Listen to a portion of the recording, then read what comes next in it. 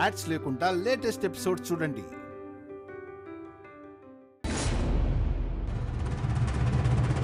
శివాని, ఎందుకమ్మా ఇంత వేగంగా నడుచుకుంటూ వస్తున్నావు? బామ్మ కరెక్ట్ టైంకి వచ్చు. శివాని, ఎక్కడికి వెళ్తున్నావమ్మా? అడగండి బామ్మ, గట్టిగా అడగండి. నా రూమ్ లో ఉండదంట, నా మాటే వినదంట.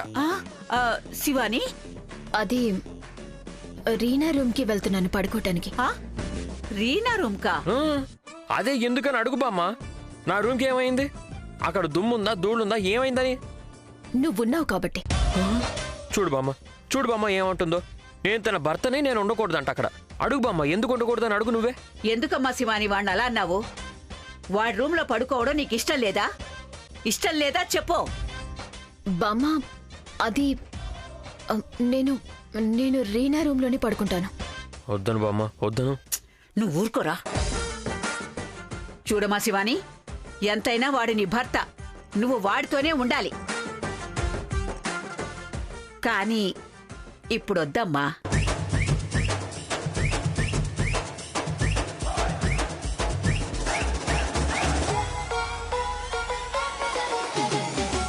బామ్మ, నువ్వు చేసేది అసలేం బాగాలేదు.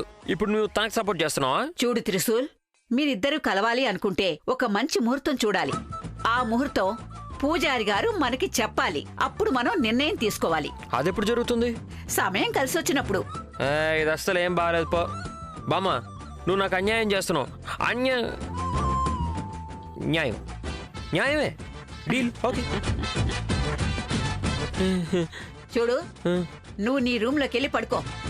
శివాని, నువ్వు రీనా రూమ్ కి వెళ్ళమ్మా. సరే బామ్మ, బాయ్, గుడ్ నైట్. ఒరే మనవడా, రారా ఇటు. నీ రూమ్ ఉండేది అక్కడ. ఇదిగో ఇటుంది, వెళ్ళు. ఓ ఇక్కడ. నేను ఇక్కడ అనుకొని కన్ఫ్యూజ్ అయిపోయాను. మరి నువ్వు ఎక్కడ పడుకుంటావు? నీ తల మీద. మొత్తం మీ తాతయ్య జిరాక్స్ రా నువ్వు. వెళ్ళ. అలాగే అలాగే. పిచ్చోడా.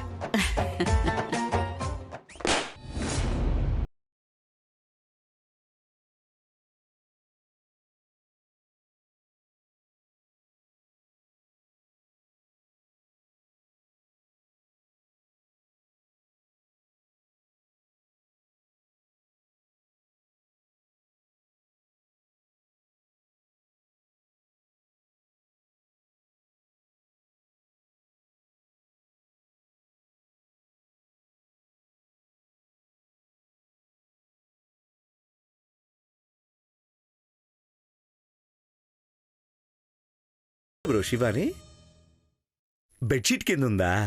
ఏది చూడండి. లేక మంచం కింద ఉందా?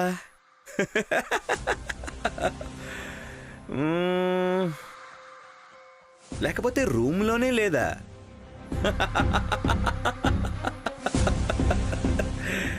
బ్రో, ఎప్పుడు శివానీతోనే ఉండే నువ్వు ఇప్పుడు శివానీయే లేదు కదా నీకు. ఇప్పుడు ఎక్కడ పడుకుంటావు? హాల్లో పడుకుంటావా? లేక కిచెన్లోనా? లేక ఇద్దరు వద్దు అని గార్డెన్లోకి వెళ్ళి పడుకుంటావా బ్రో? శివాని ఇప్పుడు లేకపోవచ్చు, కానీ ఇంట్లో వాళ్ళందరూ కలిసి ముహూర్తం ఫిక్స్ చేశాక నేను శివాని కలిసే ఉంటాం. బ్రో, నీకు మంచి మాట చెప్పనా? కాన్ఫిడెన్స్ అనేది ఉండాలి, ఓవర్ కాన్ఫిడెన్స్ ఉండకూడదు.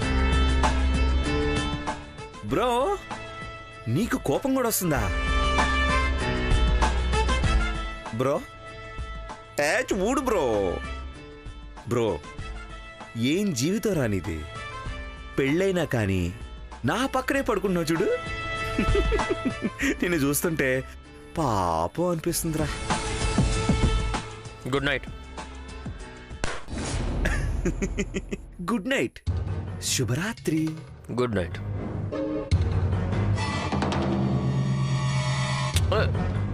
ఓకే, అది కాదు బ్రో, పెళ్ళయ్యాక శివానీని ఏదేదో చేసేస్తాను అని చెప్పావు.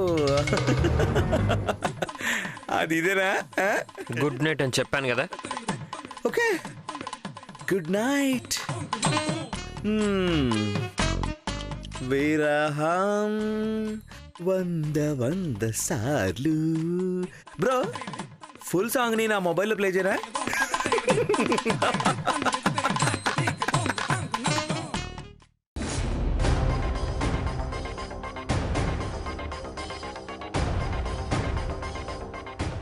ఏమండి, నిన్న రాత్రి ఎందుకండి అలా అన్నారు? ఏమన్నానే? మనకెందుకండి అమ్మాయొద్దు? రాత్రేమో మీరలా చెప్పి పడుకున్నారు. నాకు రాత్రంతా నిద్ర పట్టలేదు, ఏమీ తోచలేదు. అమ్మాయి ఎందుకొద్దండి? ఏదో ఊరికే అన్నాను. దాన్ని నువ్వు అంత గంభీరంగా తీసుకున్నావా?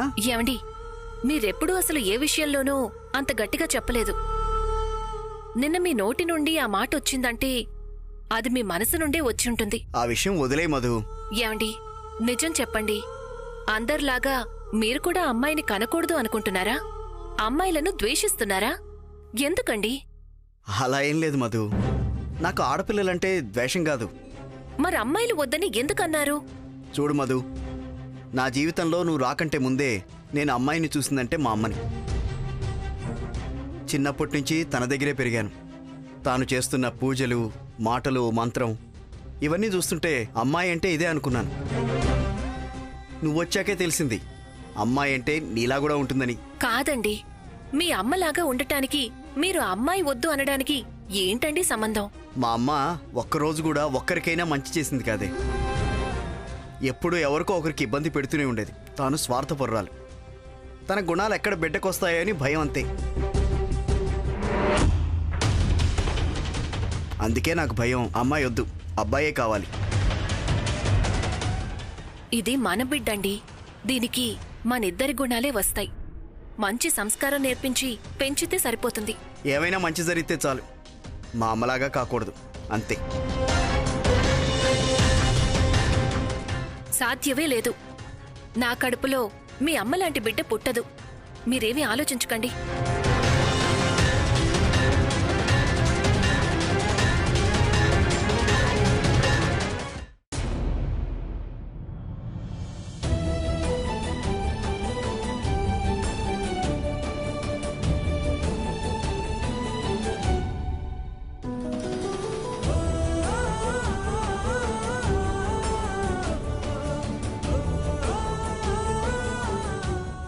త్రివిక్రమ్, మీకు నా మొహం కూడా చూపించలేకపోతున్నాను. నేను మోసం చేశాను మిమ్మల్ని. నన్ను క్షమించండి త్రివిక్రమ్, నన్ను క్షమించండి. శివాని, నీ మెడలో ఇంకెవడో వచ్చి కట్టిన తాళిని చూస్తాను అని ఇప్పటి వరకు అనుకోలేదు. నిన్ను దక్కించుకుంటా.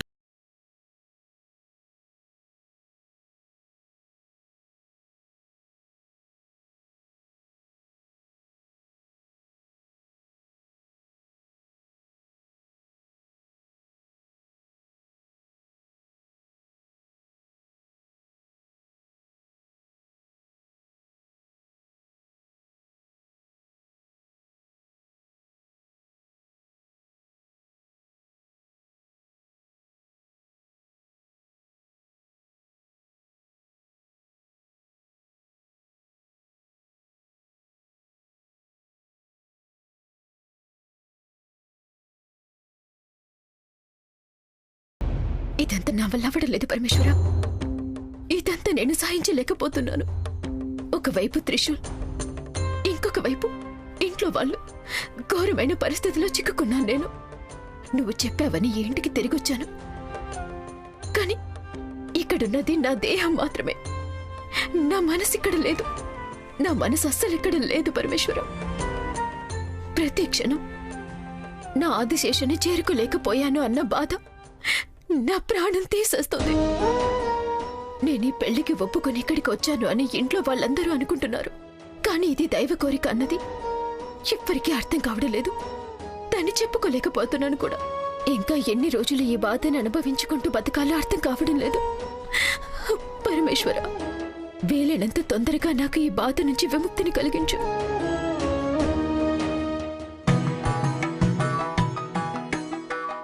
దమయంతి, మధుమతి, తొందరగా అన్ని సిద్ధం చేసుకోండమ్మా. పూజారి గారు వచ్చే సమయం అయింది. ఆయన వచ్చినప్పుడు మనం సిద్ధంగా లేకపోతే అస్సలు బావుండదు. కాదత్తయ్యా, ఉన్నట్టుండి స్వామి వాళ్ళని ఇంటికి పిలుస్తున్నారు, ఏంటి కారణం అని. కారణం ఉంది. శివాని త్రిశూల్ పెళ్లి చెప్పకుండా జరిగిపోయింది. అయినంత మాత్రాన వాళ్ళిద్దరూ బావుండాలి కదా. వాళ్ళిద్దరి జాతకం బావుందా లేదా అని ఇవన్నీ నేను పూజారి గారిని అడగాలి కదా. పెళ్లిలో మోసం చేస్తే జాతకం ఎలా బాగుంటుందో. అమ్మా, స్వామి వాళ్ళు వచ్చారు.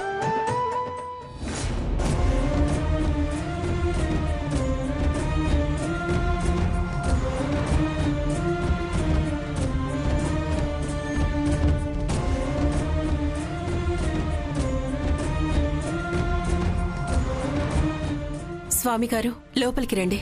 పూజారి గారు, మీకోసమే మేమందరం ఎదురు చూస్తున్నాము.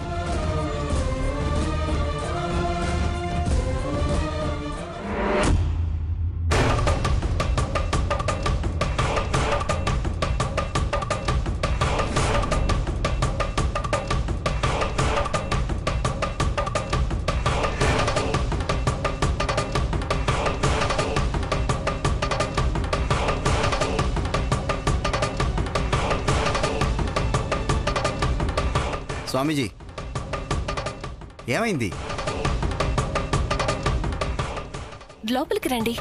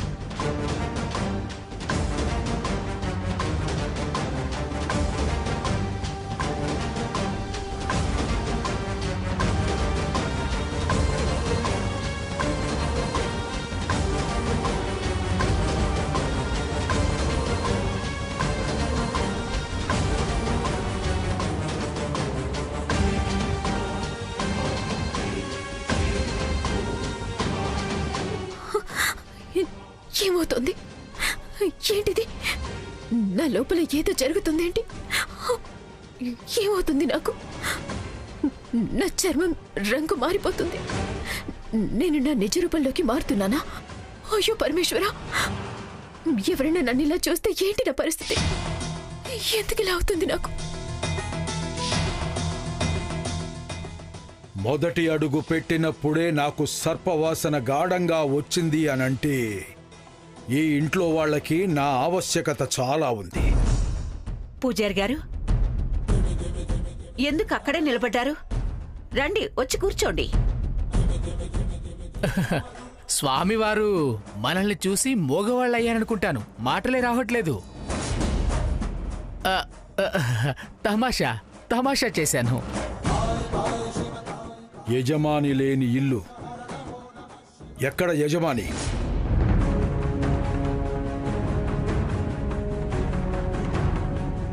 స్వామి గారు, అదేంటంటే స్వామి గారు, యజమాని కాశీకి వెళ్ళారు. కాశీ?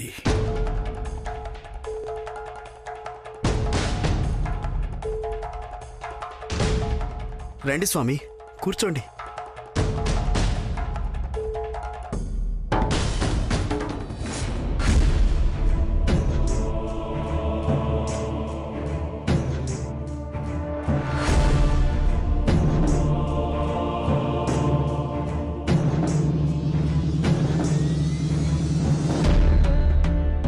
రీనా, మీ అన్నను పిలువమ్మా.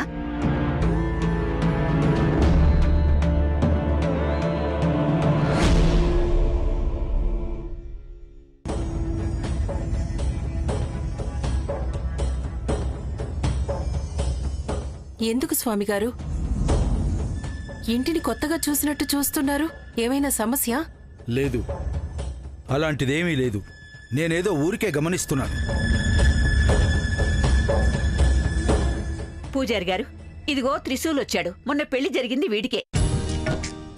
మొహంలో శుభకళ. ఎక్కడ నీ భార్య?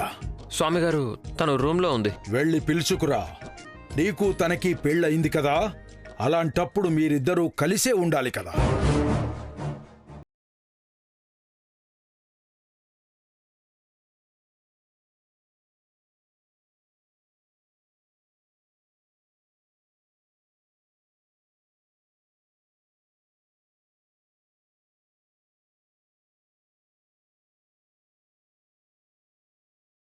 సర్పవాసన ఎందుకొస్తోంది? ఈ ఇంట్లో ఏదైనా సర్పంగాని ప్రవేశించిందా?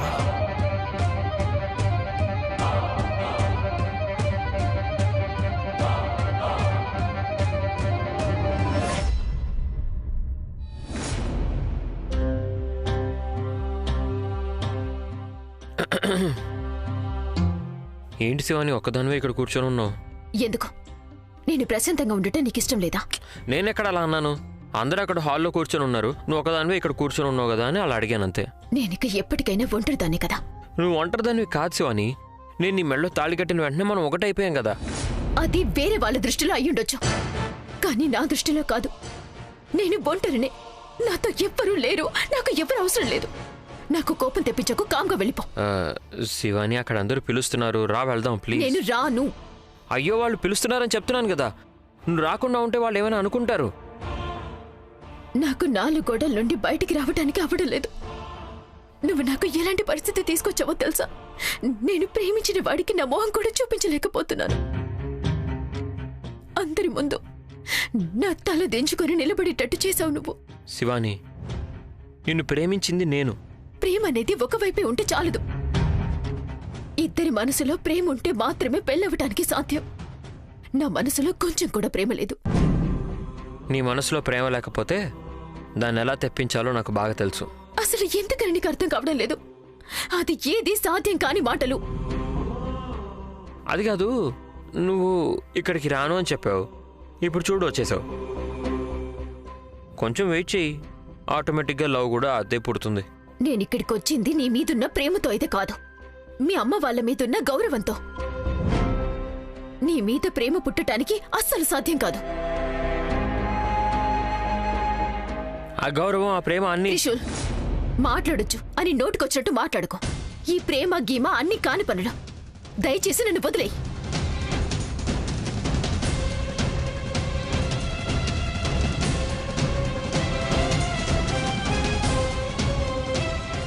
స్వామి గారు, మా కోడలొచ్చింది.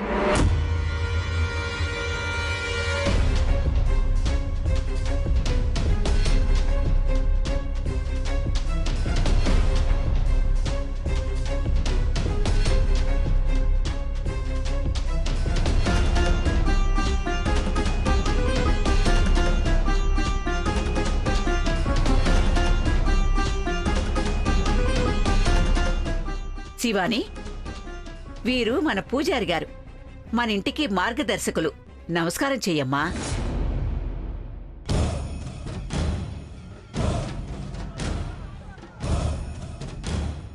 శివాని, ఆ రోజు త్రివిక్రమ్ తులాభారానికి వచ్చారు కదా, ఆ స్వామిగారే వీళ్ళు. తను ఎందుకని నన్ను అలా చూస్తున్నాడా? వీళ్ళు ఇంటికి వచ్చినందుకే నా లోపల ఏదో జరిగింది. వీరికి నా మీద ఏమైనా అనుమానం వచ్చిందా? శివాని, ఎందుకమ్మా ఒక్కదానివే వచ్చావు? నిన్ను తీసుకొస్తానని చెప్పి త్రిశూల్ వచ్చాడు కదా, వాడెక్కడున్నాడు? త్రిశూల్, త్రిశూల్!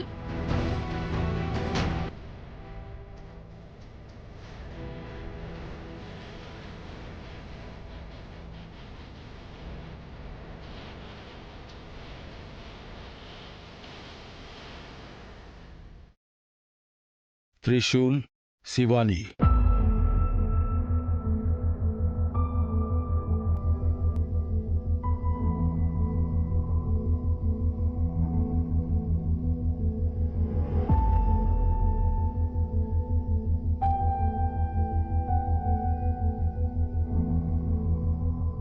త్రిశూల్, సమస్య లేదు.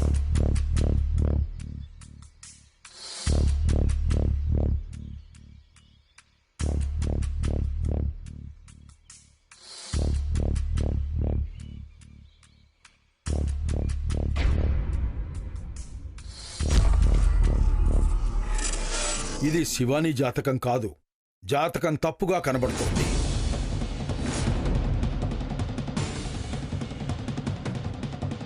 స్వామిగారు, అది శివాని జాతకమే. శివాని, నువ్వే కదమ్మా ఇచ్చింది, అదే కదా? ఈ జాతకానికి తన ముఖ లక్షణాలకు సంబంధం ఏమాత్రం లేదు. ఈ జాతకం పట్టుకుని తన భవిష్యత్తు గురించి ఏమీ చెప్పలేము. స్వామి గారు, ఇప్పుడేం చేయాలి మరి? వీళ్ళిద్దరి భవిష్యత్తు గురించి తెలుసుకోవడం ఎలా?